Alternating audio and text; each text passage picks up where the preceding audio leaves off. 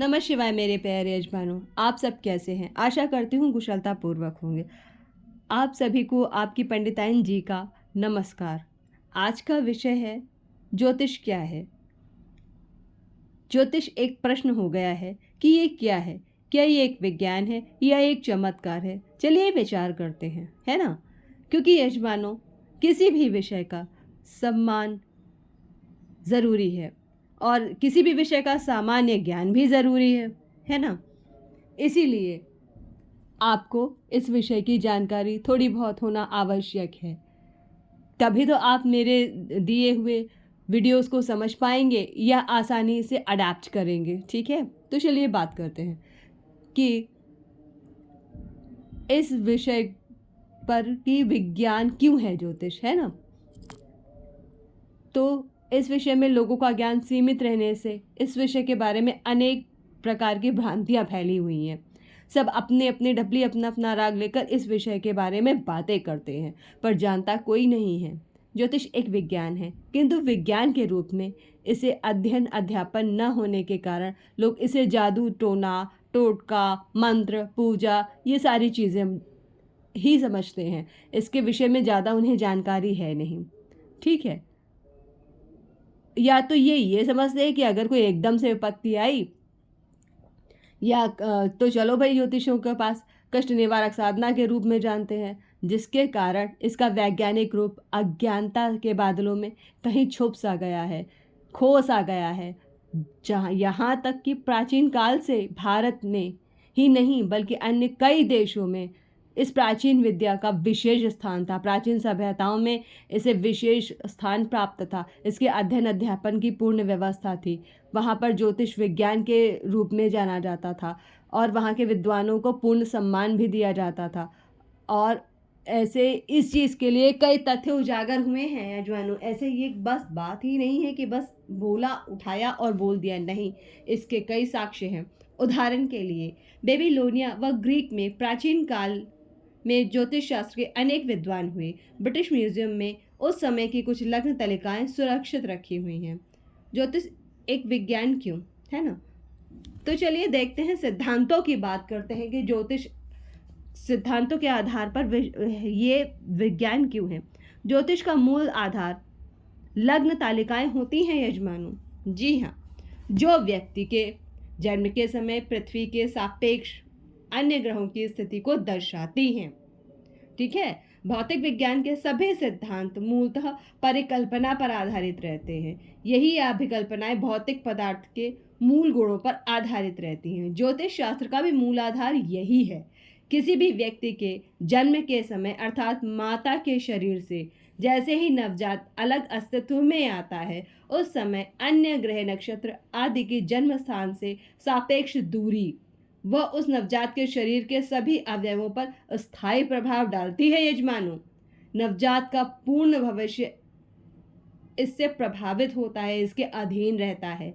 और आप जानते हैं, मानसिक रोगियों पर पूर्णमासी का विशेष प्रभाव पड़ता है। जी हाँ, ऐसे लोगों को, ऐसे मनोरोगियों को ल्यूनाटिनो कहते हैं, क्योंकि इन पर ज्वार भाटे का पूर्ण असर होता है। इनकी मनोदशा पूर्णिमा और अमावस के दिन समुद्र में ज्वार भाटे की स्थिति के कारण ही ऊपर नीचे होती रहती है। हम सभी इस बात से परिचित हैं, क्योंकि चंद्रमा पृथ्वी के सबसे समीप है, अतः उसकी स्थिति का गुरुत्व प्रभाव सबसे ज़्यादा हम पर पड़ता है। इसीलिए हमारी जो कुंडली की गणनाएं होती हैं वो चंद्र ज्योतिष पर आधारित होती हैं प्यारे मित्रों, ना कि सूर्य पर। हम उसकी भी गणना करते हैं, पर ज़्यादातर हमारी गणनाएं चंद्रमा के आधार पर होती हैं मित्रों, ठीक है? ब्रह्मांड का प्रत्येक पिंड गुरुत्वीय शक्ति से एक दूसरे पर आकर्षण बल लगाता है। इसे गुरुत्वाकर्षण बल के दो मूल सिद्धांत हैं। जैसे पहला, दो पिंडों के बीच लगने वाला गुरुत्वीय बल उन दोनों पिंडों के द्रव्यमान के गुणनफल का समानुपाती होता है। अतः किसी भी आकाशीय पिंड का द्रव्यमान जितना अधिक होगा, उसके द्वारा लगाया जाने वाला गुरुत्व बल उतना ही अधिक होगा। जी, अब चलते हैं दूसरे उदाहरण की तरफ। सिद्धांत है ना, दो पिंडों के बीच लगने वाला गुरुत्वीय बल दो पिंडों के बीच की दूरी के वर्ग का व्युत्क्रमणापाती होता है। यद्यपि चंद्रमा का द्रव्यमान अनेक आकाशीय पिंडों की तुलना में कम है, परंतु वह पृथ्वी के अधिक समीप है, तो उसका प्रभाव पृथ्वी पर ज्यादा पड़ता है। ठीक है ना।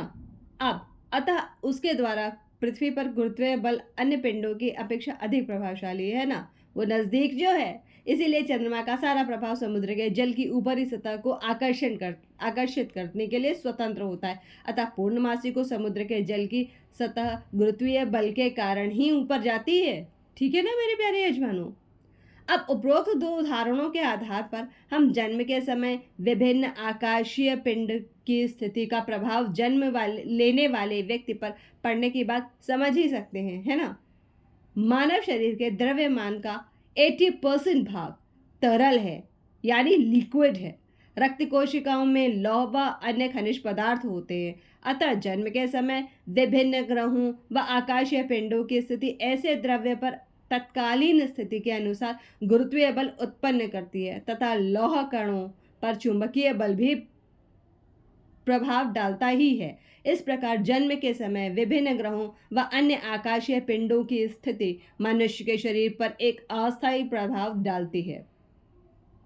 इस स्थायी प्रभाव को लग्न तालिका का निर्माण करते समय हम प्रयोग करते हैं मेरे यजमानों।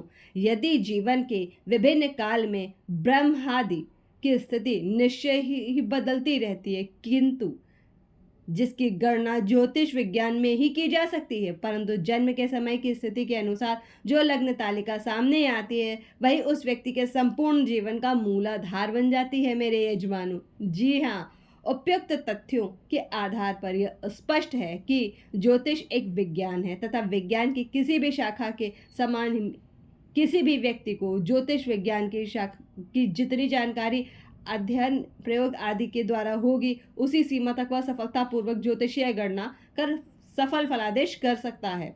हमारी कठिनाई यह है कि हम किसी भी ज्योतिषी से यह अपेक्षा करते हैं कि हम किसी भी जो जादूगर के समान भूत व भविष्य व वर्तमान बताएंगे तथा प्रत्येक कष्ट का निवारण की कोई न कोई साधना तो बता ही देंगे। अरे प्यारे यजमानों, हम ज्योतिषी हैं, कोई जादूगर थोड़ी ना कि पिटारा खोला और जादू शुरू।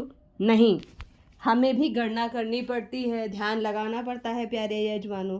और अगर आप डॉक्टर के पास जाते हैं तो आपने देखा होगा प्यारे यजमानों कि जो डॉक्टर साहब होते हैं ना, आपकी आंखें देखते हैं, आपका फोरहेड देखते हैं, आपके बोलते हैं ज़रा मुंह तो खोलिए, टंग दिखाइए। जी हाँ, ये हमारे यहाँ लक्षण शास्त्र में आता है, ये भी ज्योतिष का एक भाग है। सोचिए कितना वैज्ञानिक है, जिसे हमारे ज्योतिषी भी अपनाते हैं। और क्या कहना अपने हस्त रेखा का, जिसका उदाहरण लेकर महान हस्तरेखाविद कीरो ने अपनी पुस्तक में बहुत सारे ऐसे उदाहरण दिए हैं जो हमारे भारतीय ज्योतिषियों से लिए गए हैं। उन्होंने खुद ये कहा है कि वह तिब्बत और ऐसी कई जगहों पर गए थे जहाँ पर उन्हें कुछ ऐसी बुक्स मिली हैं, कुछ प्रपत्र मिले हैं, कुछ ऐसी जानकारी मिली है, कुछ ऐसा द्रव्य मिला है जिससे कुंडलियाँ खराब नहीं होती हैं, सुरक्षित रखी जाती हैं। और वो बहुत ही मजबूती से इस बात पर अडिग थे कि भारतीय ज्योतिष का कोई जोड़ नहीं है। यहाँ के जो ज्योतिषी हैं वो अद्भुत हैं, अद्वितीय हैं। पर क्या करें, भाग्य की विडंबना में मेरे प्यारे यजमानों। यहाँ पर होते हैं ना, घर की मुर्गी दाल बराबर। जी हाँ, वही कहावत लगती है हम ज्योतिषियों पर। हमारा ज्ञान चाहे कैसा भी हो, छोटा है, ज़्यादा है, बड़ा है या अकूत है, पर एंड में रिजल्ट क्या, अरे वो यार ऐसे ही फेंकता है। नहीं, हम भी तथ्यों पर बात करते हैं, हमारी भी गणनाएं होती हैं।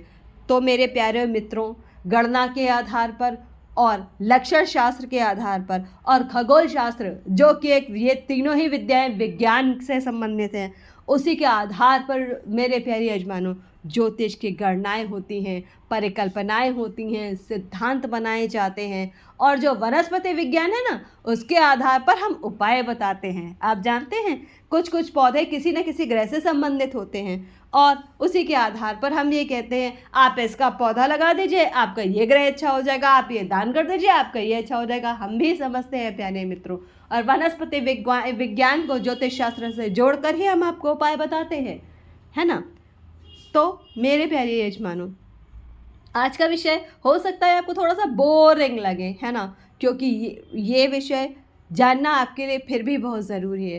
तभी आप ज्योतिष के तथ्यों को समझ पाएंगे और उन ज्योतिषियों की रिस्पेक्ट करेंगे जो रिस्पेक्ट के लायक हैं, जो कपोल कल्पना नहीं करते हैं, जो चाहते हैं कि आप सुरक्षित रहें, जिनको ये इससे मतलब नहीं है कि आप कौन हैं, आप कहाँ से हैं, आपका क्या गण है, क्या है, नहीं। बस आप एक डॉक्टर के पास जाते हैं, आप अपनी पूरी जानकारी देते हैं, पर वहीं अगर आप एक ज्योतिषी के पास गए तो क्या, अरे आप बताइए, हम बता देंगे तो फिर इसमें क्या ही हो रहा है, हाँ सारा तो हम ही ने बता दिया, यही कहते हैं ना। नहीं, हम आपसे कंफर्मेशन मांगते हैं, क्या ऐसा है, ऐसा हुआ है, क्योंकि लक्षण शास्त्र और आपके बताए हुए आंसर्स के बिहाफ पर ही हम एक अच्छी और सही भविष्यवाणी कर सकते हैं। तो मेरे प्यारे यजमानों, आपको ये अंदाज़ा हो गया होगा कि ज्योतिष शास्त्र वैज्ञानिक है, उस पे तथ्य है, गणनाएं हैं और परिकल्पनाएं हैं, जिनके आधार पर ज्योतिषी आपके बारे में भविष्यवाणी करते हैं, लोगों के बारे में भविष्यवाणियाँ करते हैं, उपाय बताते हैं और कई जानकारियाँ आप तक पहुँचाते हैं। तो प्यारे यजमानों, आपसे आशा करती हूँ कि आज से आप ज्योतिषियों को हेय दृष्टि से या बाबा और वो मदारी की दृष्टि से नहीं देखेंगे, आप उन्हें एक गणमान्य वैज्ञानिक की तरह ही देखेंगे जो रिसर्च करते हैं, है ना। तो आज के लिए धन्यवाद मेरे प्यारे यजमानों।